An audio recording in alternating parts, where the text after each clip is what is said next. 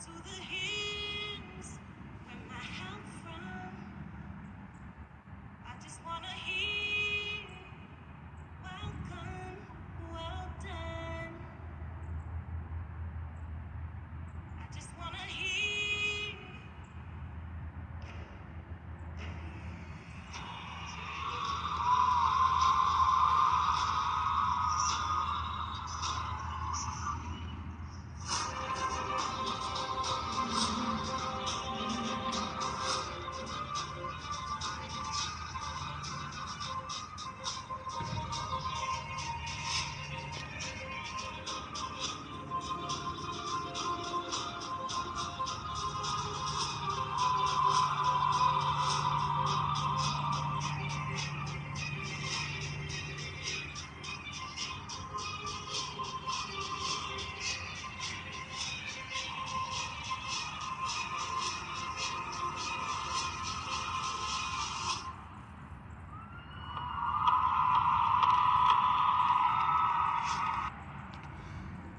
Shalom. This is Arya Ben Yashral out of the Lion's Den. First and foremost, I'm going to give all praise and glory to Yahweh, by Hashem Yahweh Shai, by Hashem Rakak, Wadash Ma'amath. A double honor to the elders and apostles, a great millstone who rule well and teach well. A double honor to my elder as well, Harawan Ben Yashral. Sincere the water to the Akim and Akwatim and the children that's pushing the truth and believing with sincerity. The video that I played just now was the Passover of IUIC on April 1st, and I was like Nate the Snake's re-emergence into the public eye because he was sick or some shit. And judge a tree by its fruit, man. Judge a tree by its fruit. The title of this lesson is "He Who Values Humility is the Best Dress." All right, going off of the lesson that my elder did, the flyest nigga in America. You know, people, they like to clean up the outside of the vessel, but the inside of the vessel is still dirty. All right, so with that, I want to get Matthew chapter 21. I'm gonna start at verse 1. It says, "And when they drew nigh unto Jerusalem and were come to Bethphage, Slakia, unto the Mount of Olives, then sent Yahushua 2 disciples, saying unto them, Go into the village over against you, and straightway ye shall find an ass tied and a colt with her. Loose them and bring them unto me. And if any man say aught unto you, ye shall say, The Lord hath need of them, and straightway he shall send them. And all this was done, that it might be fulfilled which was spoken by the prophet, saying, Tell ye the daughter of Zion, Behold, the king cometh unto thee, meek, and sitting upon an ass, and a colt, the foal of an ass. And the disciples went, and Yahushua, and the disciples went and did as Yahushua commanded them, and brought the ass and the colt, and put on them their clothes, and they set him thereon." So that shows the humbleness of Yahushua. All right, that shows. It's like, I'm getting excited, but that just shows the humbleness of Yahushua. All right, knowing that he had the ability to come in a multitude of chariots. You know, he had the ability to come with glory. You know, and ultimately he did come with glory because he came with humility, and he came with discipline, and he came with honor and mercy. But at the same time, you know, he could have came to them looking gloriful on the outside, but instead he came to them riding on the ass. And I have this picture right here because it just shows the lowliness. All right, and if we call ourselves workers for Yahweh Yahushai, and we're following his example, we too should also come in humbleness. All right, we too should also come with lowliness and with honor and with glory. All right, I'm gonna go to my next scripture. This is Matthew chapter 5, verse 14. It says, "Ye are the light of the world. A city that is set on a hill cannot be hid.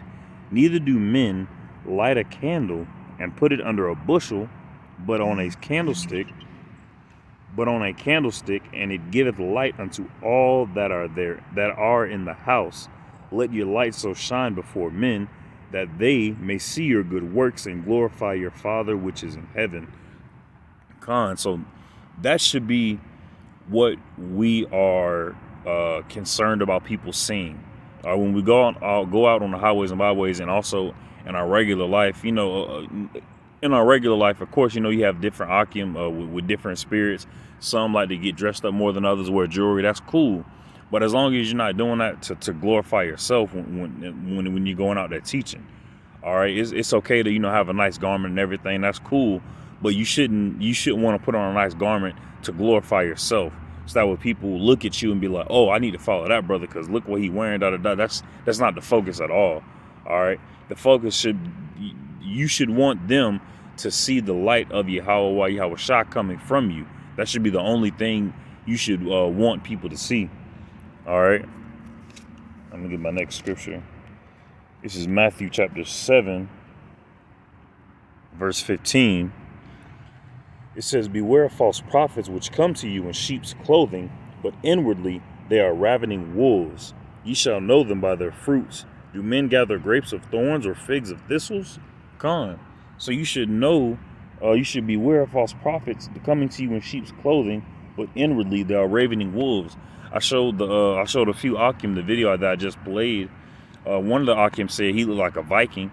The other Akim said that he looked like an Egyptian. Another Akim said, I forget what he said, but it wasn't an Israelite. All the Akim, they see that he doesn't look like an Israelite. All right, this is not our kingdom right now. All right. Oh, so like I thought I had exited. But right now this is not our kingdom, so we shouldn't be focused on looking royal. All right. The only thing that should be royal coming off of us is the light of Yahweh Shai. All right, that's going to be the ultimate divider, the holiness, the separation between us and those who are not holy. Now let me get my next scripture. This is Revelation chapter 11, verse 3. It says, and I will give power unto my two witnesses, that's Israel, the northern and southern kingdom, and they shall prophesy 1,260 days, clothed in sackcloth. Clothed in sackcloth. All right, sackcloth is a very lowly material. All right, and I'm not saying you're not supposed to go out there with a silk garment on, but at the same time, if you're going out there with a silk garment on, it shows your fruit, it shows your spirit. It shows that you want to be glorified more so than Yahushua. All right, and I'm making this video because of what I saw Nate the Snake doing, and it's funny. People call him Nate the Snake, and all his garments are made out of either snake skin or crocodile skin, and whatever skin it is, it's a creeping thing. All right. Let me get my next scripture. This is Psalms 103. I'm going to start at verse 14. It says, like as a father pitieth his children, so the Lord pitieth them that fear him. All right. For he knoweth our frame, he remembereth that we are dust. As for man, his days are as grass, as a flower of the field, so he flourisheth. For the wind passeth over it, and it is gone, and the place thereof shall know it no more. So Nate of IUIC, he puts on those garments with a few of his right hand men, and he goes out there, and you see those women out there, they're crying, they're fanning themselves. All right, and that's all you really see in the congregation is women. All right, and he wants to glorify himself. That's why he doesn't call on the name Yahweh Yahushua.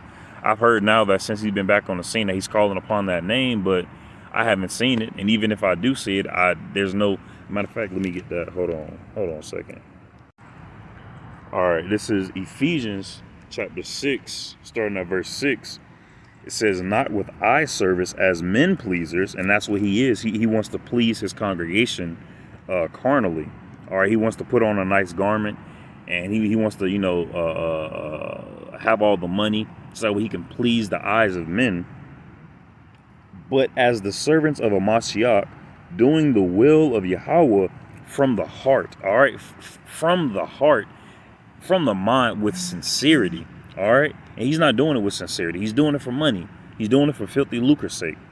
All right, that's what he's doing it for. Verse 7, with good will doing service as the Lord and not to men, knowing that whatsoever. All right, that's the point right there. With good will doing service as to the Lord and not to men. And he's not doing that for the Lord. All right, Yahweh Shai. He's not. He doesn't call on that name. He doesn't tell our people that about Revelation, the MOTB. All right, he tells them that America is going to be destroyed, but he doesn't build them up after that. He doesn't tell them of what is to come, because he's already in his kingdom. He and his congregation, they feel as if they've already made it into the kingdom. All right, they clean up the outside of the vessel, but inwardly the vessel is dirty.